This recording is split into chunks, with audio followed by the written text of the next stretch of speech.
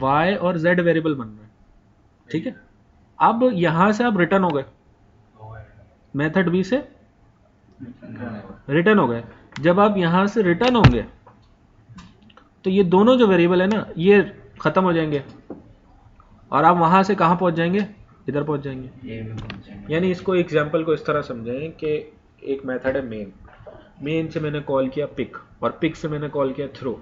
अब थ्रो जब एंड होगा तो मैं कहां रिटर्न होऊंगा, पिक पे रिटर्न होऊंगा। कैसे मुझे पता चला पिक पे आना है? हाँ, एक स्टैक है उसमें सबसे नीचे मेन है, मेन के ऊपर कॉल हुआ पिक तो पिक मेन के ऊपर आ गया। पिक से कॉल हुआ थ्रो तो थ्रो पिक के ऊपर आ गया। अब थ्रो एंड होगा तो मैं कहाँ आऊंगा, पिक पे। पिक एंड होगा तो मैं आऊंगा मेन पे। तो अभी जो थोड़ी देर पहले हम बात कर रहे थे कि ये जो लोकल वेरिएबल होते हैं क्योंकि ये बनते हैं मेथड के अंदर तो ये बनते हैं स्टैक के अंदर। समझ में आ रही बात? और जब स्टैक से चीज निकलती है तो वो भी खत्म हो जाता है, ठीक है। अब फैक्टोरियल का प्रोग्राम है, आप तो चीते लोग हैं, आप लोगों को तो बताने की जरूरत ही नहीं है ना। अब फैक्टोरियल के प्रोग्राम में एक मेथड अपने आप को बार बार कॉल कर रहा है। अभी कैसे मेंटेन करता है भाई, मैंने फैक्टोरियल कॉल किया 3 तो अब सबसे पहले n इक्वल्स टू 3 कॉल होगा सही है, ये स्टैक में आ गया। फिर अब मैंने दोबारा कॉल किया तो अब 2 के लिए कॉल हुआ, ठीक है। फिर मैंने दोबारा कॉल किया तो अब 1 के लिए कॉल होगा, सही है। उसके बाद ज़ाहिर है ये कंडीशन मीट हो जाएगी 1 वाली, तो अब ये यहाँ से रिटर्न होना शुरू होगा। तो यहाँ से फिर ये रिटर्न होगा, फिर 2 पे आएगा, फिर 3 पे आएगा। तो इस चीज़ को समझें कि स्टैक के अंदर जो है ना, अब ये यहाँ से रिटर्न हो रहा है, फिर ये यहाँ से रिटर्न होगा, ठीक है। फिर ये जो है वो एट दी एंड यहाँ आएगा, फिर ये एंड होगा तो प्रोग्राम एंड हो जाएगा। मतलब सर ये जितने भी मेथड होंगे पहले उनको कॉल करेगा फिर रन करना शुरू करेगा। हाँ, तो ये जहन में रखें हमेशा कि स्टैक के अंदर जो है ना उसके अपने स्टैक फ्रेम्स होते हैं, हर मेथड का अपना एक फ्रेम होता है, ठीक है। तो एक्चुअली हुआ ये है कि फैक्टोरियल का जो हम रिकर्जन कर रहे हैं वो इसी तरीके से है कि एक मेथड से दूसरा कॉल किया और दूसरे से तीसरा कॉल किया, ये बिल्कुल ऐसा ही है। मतलब फैक्टोरियल 3 ने जो है फैक्टोरियल 2 को कॉल किया, फैक्टोरियल 2 ने फैक्टोरियल 1 को कॉल किया। 1 से रिटर्न होंगे तो 2 में आएंगे, 2 से रिटर्न होंगे तो 3 में आएंगे। अब ये काम आप करते कैसे हैं, वो स्टैक बाय यूजिंग स्टैक कर रहे होते हैं, ठीक है। और इस करने के लिए जो है वो आपको स्टैक फ्रेम्स यूज करने पड़ते हैं। एक एक फ्रेम बन गया एक एक मेथड का,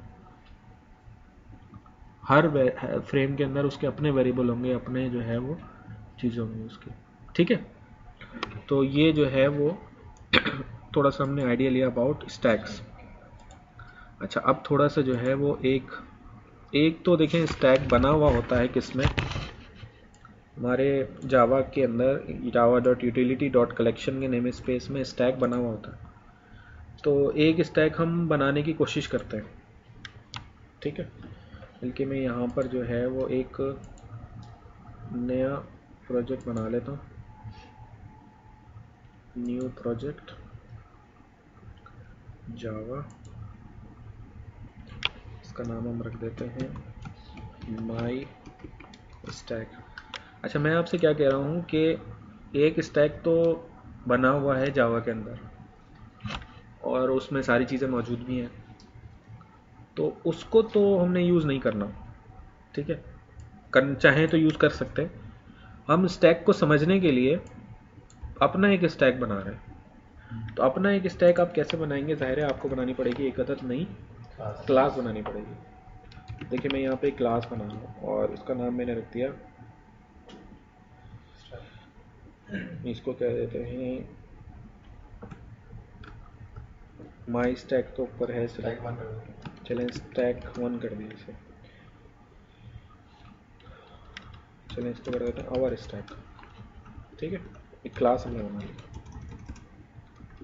अब देखें स्टैक हम बनाने जा रहे हैं, आवर स्टैक मैंने इसलिए लिखा है क्योंकि स्टैक नामी क्लास पहले से मौजूद होगी, ठीक है। तो उसको हम डिस्टर्ब नहीं करना चाहते। अब आवर स्टैक हम बनाने जा रहे हैं तो स्टैक के अंदर क्या क्या चीज़ें होनी चाहिए, मेथड होने चाहिए, चलें ठीक है। इसमें एक मेथड होगा जी, एक मेथड होगा पब्लिक वॉइड पुश, ठीक है। अच्छा, इसमें एक मेथड होगा जनाब इंटीजर पॉप, जो कि एक वैल्यू पॉप करके रिटर्न करेगा। चलें ठीक है, और क्या होना चाहिए? पीक का भी मेथड होना चाहिए, ठीक है। चलें पब्लिक पीक। अच्छा, अब क्या होगा भाई इसमें, और क्या होगा? हाँ, इसमें एक एरे होना चाहिए। इसमें जब हम वैल्यू इस स्टैक के अंदर पुश करें तो वो पुश क्या करेगा, उस एरे में वैल्यू डाल दे। सही है। अब वो एरे जो है वो मैं पुश के अंदर बनाऊं या पॉप के अंदर बनाऊं या उसको क्लास वेरिएबल बनाऊं? क्लास में बनाओ ना, उसी को पुश में यूज़ करूंगा, उसी को पॉप में यूज़ करूंगा। तो मैंने यहाँ पे, अच्छा, उस एरे को मुझे प्राइवेट बनाना चाहिए, पब्लिक बनाना चाहिए? प्राइवेट बनाना चाहिए, ताकि बाहर से कोई एक्सेस ना करे। अगर बाहर से कोई एक्सेस करेगा तो मकसद ही फौत हो जाएगा ना। फिर अगर मेरा एरे बाहर से एक्सेस होगा तो कोई उसके जीरो इंडेक्स पे वैल्यू डाल देगा, कोई मन में डाल देगा। मैं चाहता हूँ कि जहाँ मैं चाह रहा हूँ वहीं करो, तो मैं प्राइवेट वेरिएबल बनाऊंगा, प्राइवेट इंट AWR। अच्छा, अब ये देखें कि ये जो हमारा स्टैक है ना, क्योंकि हमने ये इंटीजर में बनाया है तो इसमें सिर्फ इंटीजर वैल्यूज आएंगे अभी। अगर मैं चाह रहा हूँ कि हर तरह की डेटा आए तो फिर क्या करना पड़ेगा? जेनेरिक बनाना पड़ेगा। ये जहन में रहा है? एरे जेनेरिक तो नहीं होता, यही तो बात है। एरे लिस्ट होती है, एरे लिस्ट, यही तो बात है। असल में ये आपका असाइनमेंट है, इसलिए मैं इसमें कुछ बोलना नहीं चाहता। बारह तो अब देखें ए डब नहीं, देखें जेनेरिक्स पढ़े ना आप लोगों ने? जी सर।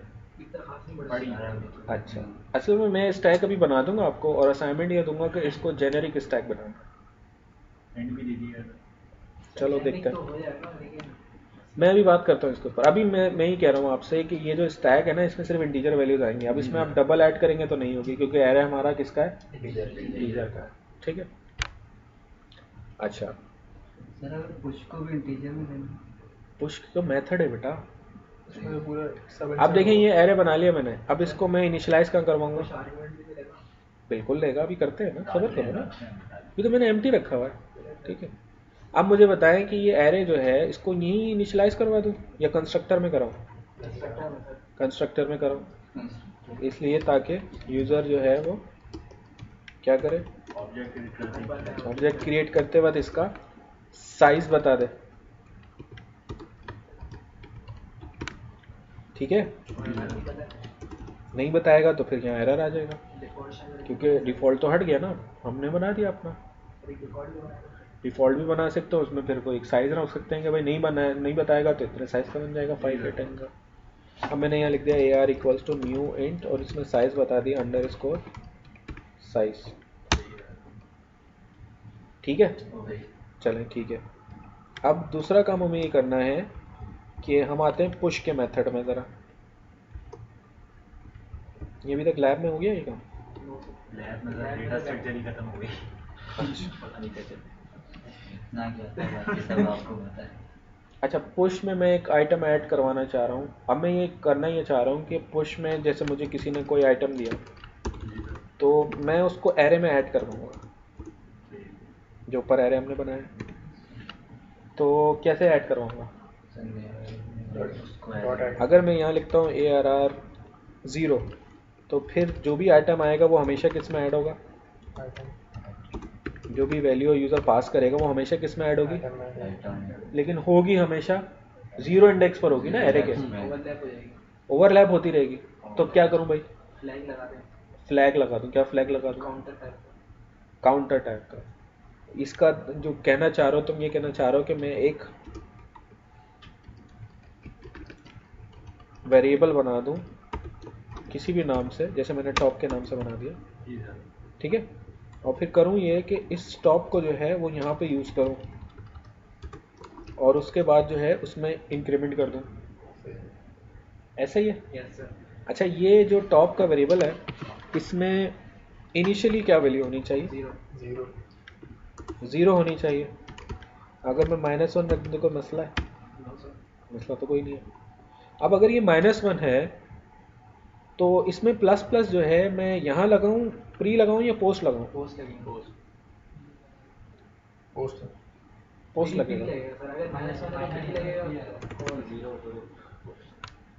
देखिए मैं यहाँ लगा रहा हूँ प्री इंक्रीमेंट, इसलिए कि मैं चाह रहा हूँ कि -1 0 हो, ठीक है।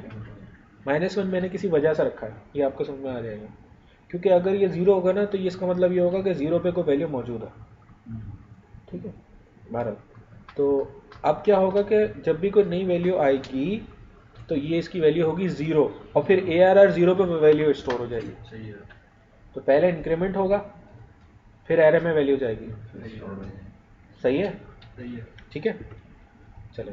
अच्छा पॉप में क्या होगा भाई?